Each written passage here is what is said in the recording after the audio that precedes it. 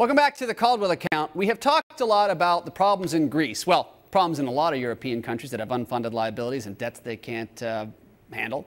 And some big North American countries that have debts and unfunded liabilities they can't handle.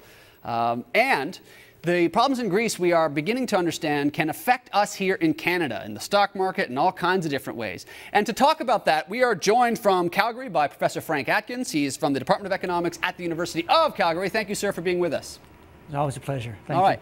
Tell us, sir, about the problems in Greece, what you foresee, and how they can affect us here. Well, Greece is really, not to make too fine of a point of it, Greece is really in a mess. And people talk about, gradual change, and gradually pulling them out of this financial mess. But I don't see that happening. I think Greece is going to have to, really have a cataclysmic change of some sort. Almost anyone who does real work in Greece does it under the table, so they don't pay taxes. The people who are actually officially employed all work for the government and have these huge pensions, which is the unfunded liability. And so you've got to get away from this. And as soon as you start saying, we're going to cut back in Greece, we're going to cut back expenditures, the unions start to strike.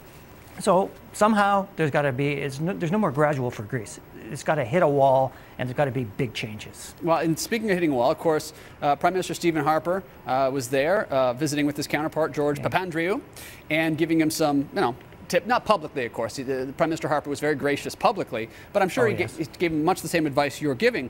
But you said that the public sector unions get all upset. Folks may remember the riots in Greece last year. And to be clear, those were public sector employees upset about their benefits being cut back because they. Go ahead, Professor. Well, I mean, the benefits are just outrageous. I mean, we talk here about public sector workers having this defined benefit pension plan, and we get all upset about that. But that's just the beginning in Greece. They have this huge pension plan. They have all these days off. They have special rules for maternity leave, paternity leave. And all these people, they don't seem to realize that this is a fairyland, that they can't keep going. And if they resist the change, the whole thing's going to fall apart. I don't understand why they don't think ahead. Why don't they say to themselves, look, we can't really afford all of this. We're all going to have to give in, because if they don't, then, boy, they're just going to all lose their jobs, and Greece is going to, implode on itself. Yeah, now, Professor, we're letting the folks know how this could affect them here in Canada. And Stephen Harper, they're giving advice to the Greek Prime Minister.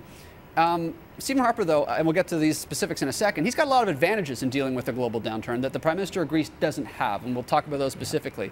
But talk to us briefly about how a downturn in Greece, how an inability to deal with these problems in Greece affects us here in Canada. Well, this is the problem of globalization. I mean, it's not a problem. Globalization is a good thing. I like globalization, but financial markets all around the world are so interconnected. And so here we are in Canada thinking, geez, we're safe from the problems in Greece, but a lot of us have money in mutual funds, in equities and so on. And look what happens. Every time there's news out of Greece, there's negative news, stock markets take a plunge, and the value of your portfolio goes down. And so you're stuck with this. And so what you really want is you want Greece to solve its problems so you can get away from this kind of mess. Yeah, okay. Now, I want to ask you about the specifics I mentioned with the advantages that Canada has, and frankly the United States and Great Britain has, over a country like Greece. And that is the currency. Do you have something in mind? Oh, yeah. I mean, we have lots of advantages, right? We have a strong currency. But in Canada, we didn't have the problems that other countries had before the downturn. This was one of the great advantages of Canada, one of the great things that Mr. Harper did. He kept the fiscal balance going before the downturn, so that when we went into the downturn, we had a surplus. That means that the downturn didn't affect us that much, and we can actually come out of this. Places like Greece and a lot of the European countries, they just seem to run perpetual deficits all the time, whether they're at full employment or whether they're in a downturn. And so they never did get their fiscal house in order. We've always had our fiscal house in order, and this is one of the great advantages, besides for the fact that we're a resource-rich nation also. Yeah. Although that's, of course, Dutch disease can cause its own problems. But I think one other I'd suggest to you, Professor, is interest rates. At the Bank of Canada level, I think Mark Carney, who, by the way, the IMF could do a lot worse than putting him in charge in the view of this program, kept interest rates low, so we had a loose money supply going into a global recession that other central bankers didn't anticipate as well. But let me just ask you about the currency. There's been discussion, Professor, on this program that Greece would be better off if they had their own currency. Get out of this euro, which is having its trouble anyway. Because you know why? A big way to finance deficits, to deal with debt, it's not a great way to do it, but is to print more money. And you can't print more money if you're pegged to somebody else's currency. Go ahead. That's right. You can't.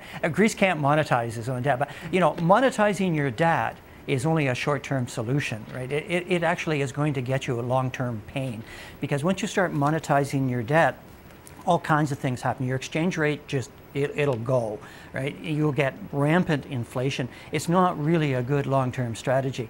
But you know, the bigger question is, why was Greece in the European Union in the first place? They never really did meet the requirements, right? They never did get their debt to GDP ratio in line. They never did get their inflation in line.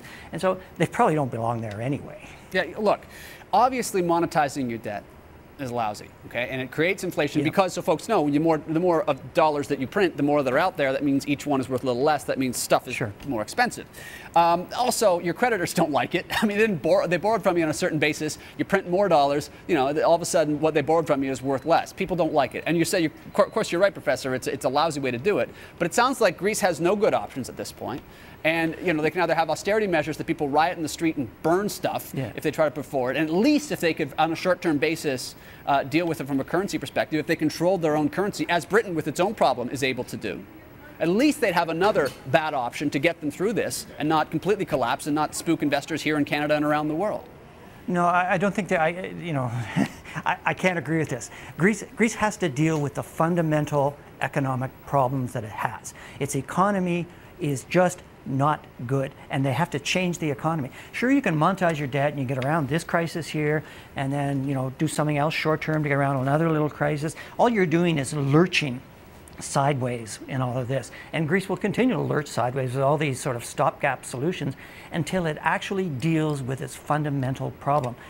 People going to riot in the streets? Well, I think you're stuck with that in a place like Greece, because there's an entitlement mentality over there. And until someone can convince these people that there's not enough money for the entitlement, you're going to have to cut back the entitlements, well, then there's going to be rioting. Monetizing is not going to stop that. No, but you can maybe stave off. Look, I don't think we agree monetizing is a lousy thing to have to do, but at least it's a tool. Anyway, he is Professor Frank Atkins from the Department of Economics at the University of Calgary. Thank you, sir, for joining us. Always a pleasure. Thank you for having me. Cheers.